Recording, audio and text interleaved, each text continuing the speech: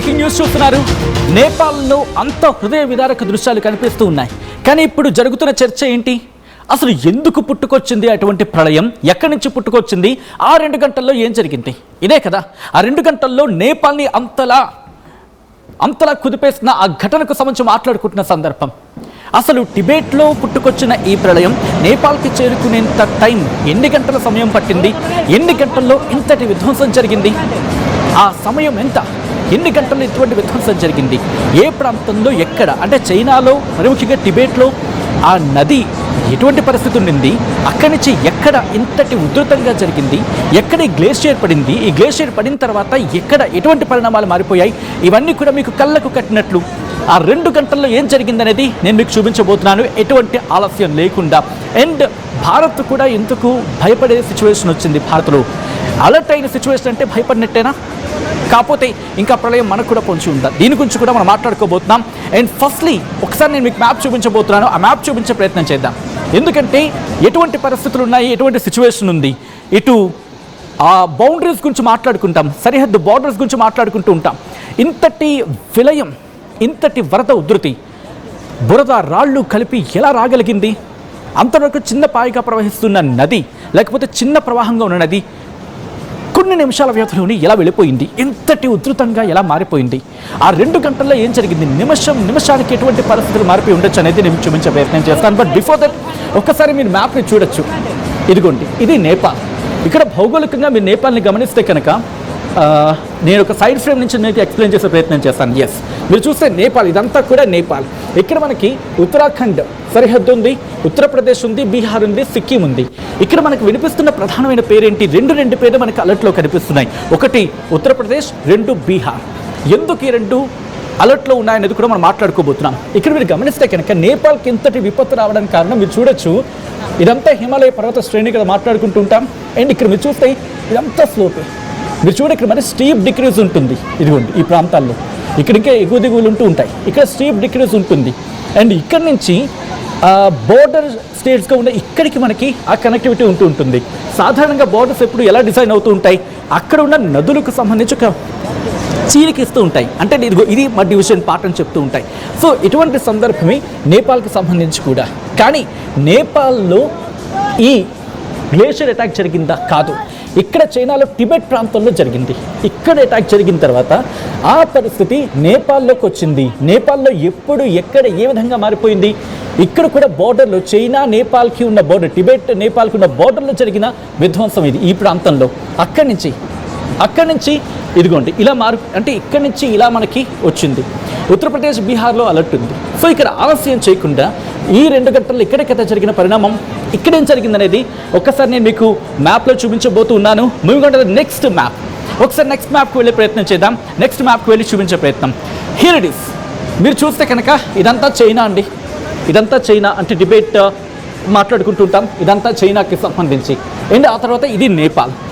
ఈ ప్రాంతం గురించి మాట్లాడుకుంటా. ఇక్కడ మీరు చూస్తే కనుక లిండే రివర్. ఇది మీరు చూస్తున్నారు కదా, ఇదంతా లిండే రివర్. ఇదిగోండి లైక్లీ ప్లేస్ ఆఫ్ అవలించి, ఇక్కడ జరిగి ఉండొచ్చు అని చెప్పి అంచనా వేస్తున్న ప్రాంతం.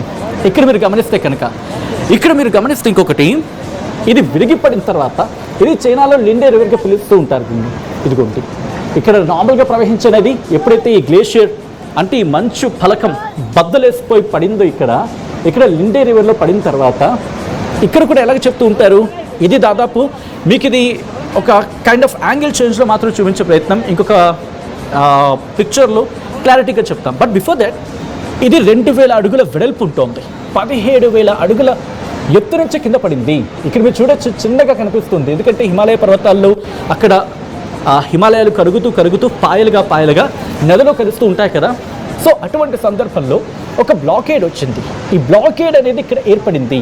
అంటే ముక్కలు చిన్నగా దాంట్లో రాళ్ళు ఉన్నాయి, దాంట్లో మట్టి ఉంది, మంచు ముక్కలు ఉన్నాయి. ఇవన్నీ కూడా దాంట్లో కలిసి ఈ ప్రవహిస్తున్న నదికి అడ్డంగా పడ్డాయి. ఇది కూడా గంటల వ్యవధిలోనే జరిగింది. ఒక 8 గంటల ప్రాంతంలో ఏర్పడింది. అయితే ఎప్పుడైతే అడ్డుకట్టన పడిందో వాటర్ ప్రవహిస్తూ ఉంటుంది కదా, అక్కడ స్టోరేజ్ అయిపోతుంది కదా. స్టోరేజ్ని మించి అక్కడ ఏర్పడింది. దీంతో ఏం జరిగింది? ఆ స్టోరేజ్ వాటర్ ఒక ఫ్లో ఉంటుంది కదా, ఎంతైనా ఒక కొంతవరకు ఆపుకోగలదు వాటర్. కానీ ఆ తర్వాత ఫ్లో ఉంటే కొట్టుబడేస్తుంది కదా, అదే జరిగింది. ఇక్కడ నుంచి ఆ లిండే రివర్ ఇలా ప్రవహిస్తూ ఇదిగోండి ఇక్కడ కెరింగ్, దీన్ని గైరాంగ్ కౌంటీ అంటూ ఉంటారు, చైనాకి సంబంధించి కెరింగ్ బార్డర్ అంటూ ఉంటారు. అండ్ ఇక్కడ నేపాల్కి చైనాకి బార్డర్గా మాట్లాడుకునే పరిస్థితి మీరు చూడొచ్చు. చైనా టిబెట్ ప్రాంతం ఇదంతా, తర్వాత నేపాల్. ఇక్కడ జరిగింది మొదటి విధ్వంసం. సో విజువల్ మీరు చూడొచ్చు, ఇక్కడ జరిగింది మొదటి విధ్వంసం. దీనికి సంబంధించి ఆ విధ్వంసం సంబంధించిన విజువల్స్ చూద్దాం, ఆ తర్వాత ఇన్ డీటెయిల్గా మాట్లాడుకుందాం ఇక్కడి నుంచి ఎలా వెళ్ళింది, ఎప్పుడు వెళ్ళిందని చెప్పి. సో ఈ కెరింగ్ బోర్డర్ లేకపోతే గైడెన్సింగ్ అనేది ఒకసారి విజువల్స్ చూద్దాం.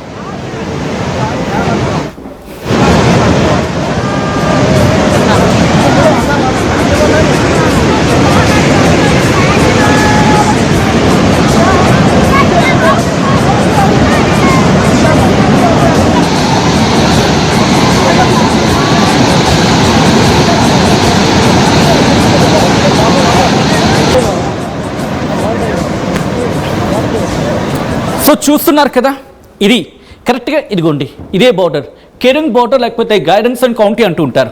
సో ఇక్కడ జరిగిన ప్రమాదం, ఆ ప్రమాదానికి సంబంధించిన విజువల్, గైడెన్స్ కౌంటీ వరద ఉధృతికి మొదట ఎఫెక్ట్ అయింది ఇక్కడే. సో మీరు చూస్తే కనుక ఇఫ్ పాసిబుల్ ఇంకొక ముందు ఇమేజ్ ఉంటుంది, ముందు ఇది immigration office, China immigration office వ్యాలీలో ఉంది. ఇది మీరు గమనిస్తే కనుక మీరు చూడండి, కరెక్ట్గా నది మధ్యలో కట్టారు, నది మధ్యలోనే కట్టారన్నట్టు ఉంటుంది. ఎందుకంటే వరద ఉధృతికి మొత్తం మధ్యలో కొట్టుకుపోతుంది. అక్కడ ఇంకా డెవలప్మెంట్ జరుగుతుంది. అఫ్కోర్స్ ఇమిగ్రేషన్ ఆఫీస్ కాబట్టి ఉంటారు. మీరు చూస్తే వాళ్ళకి ఆల్రెడీ అర్థమైంది అక్కడ ప్రమాదం ఏ స్థాయిలో పొంచి ఉందో, ఏ స్థాయిలో కొట్టుకొస్తుందో వరద. సో వీళ్ళేం చేశారు, మీరు చూస్తే కనుక ఆ పక్క నుంచి వరద కొట్టుకొచ్చేస్తుంది.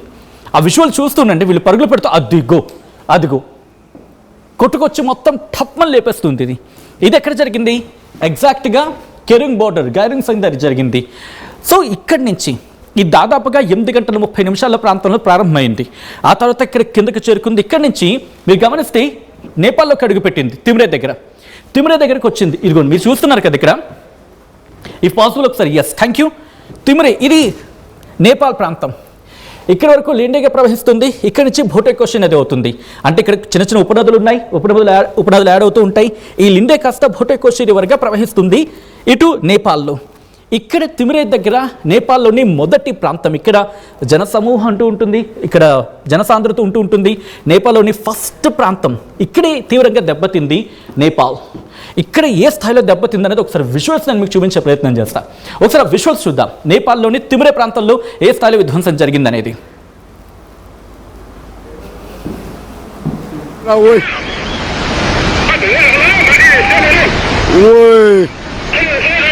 Jiddah lah, Jiddah lah jawab. Safety sir. Mati.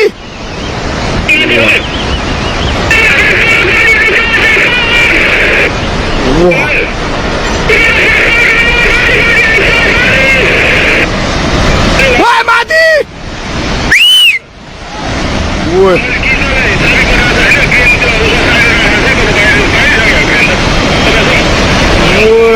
Woi, ruat bapu yaar mati yaar. Wah, सीधा भाग गए. तो बाउंड ना भागेगा ना मुझे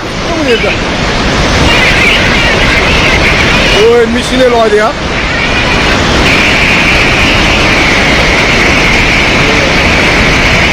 ओए पाए सब बहुत के यार.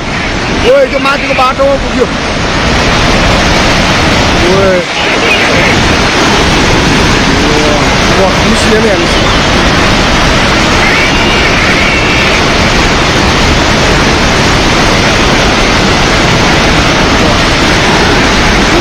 boleh boleh. Wah. Tunggu.